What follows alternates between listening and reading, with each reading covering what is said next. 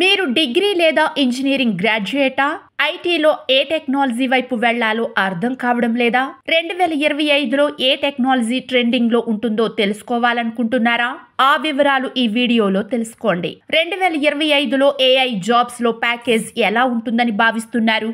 ఏ 15 lakhs per year, B 20 lakhs per year. మీ సమాధానం comment రూపంలో తెలియజేయండి.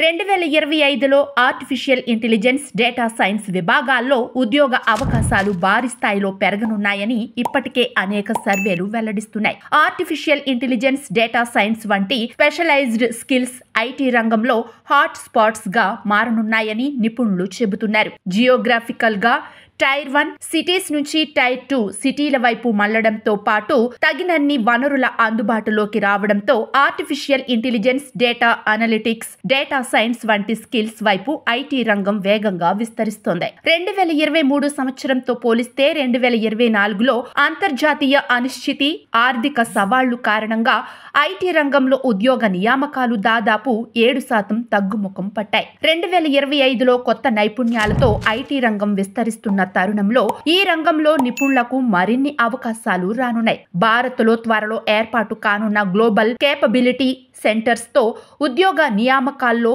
వృద్ధి రాకెట్ వేగంతో దూసుకుపోతాయని, అలాగే టెక్ ప్రొఫెషనల్స్ కోసం 52.6% జాబ్ ఓపెనింగ్స్ ఉంటాయని ఐటీ రంగ నిపుణులు భావిస్తున్నారు. గతంలో కంటే ఏఐ, మెషిన్ లెర్నింగ్ వంటి టూల్స్లో నిపుణులకు 39% డిమాండ్ పెరిగింది.